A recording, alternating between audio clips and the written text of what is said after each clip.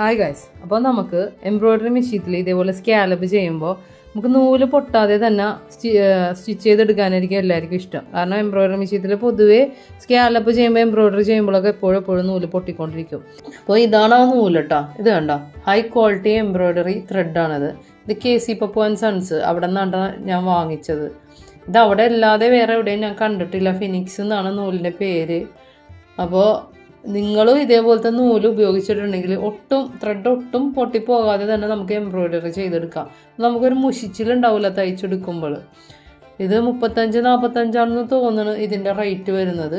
അതുപോലെ കാണാൻ ത്രെഡ് നല്ലൊരു ഭംഗിയാണ് കാണാനായിട്ട്. മറ്റേ നൂല് പോലെയല്ല. ഇതിൻ്റെ തന്നെ ചെറിയൊരു സംഭവം കിട്ടുമല്ലോ, നൂല് ചെറുത്, അതേപോലത്തെ നൂലല്ല കേട്ടത്. ഇത് പക്ഷെ കാണാനും നല്ല ഭംഗിയാണ്.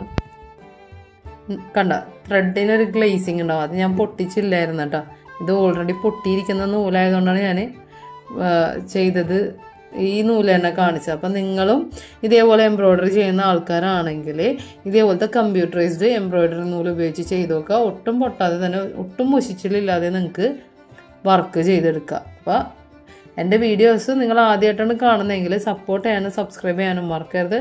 വീണ്ടും നല്ലൊരു വീഡിയോ ആയിട്ട് വരുന്നവരെ താങ്ക്സ് ഫോർ വാച്ചിങ്.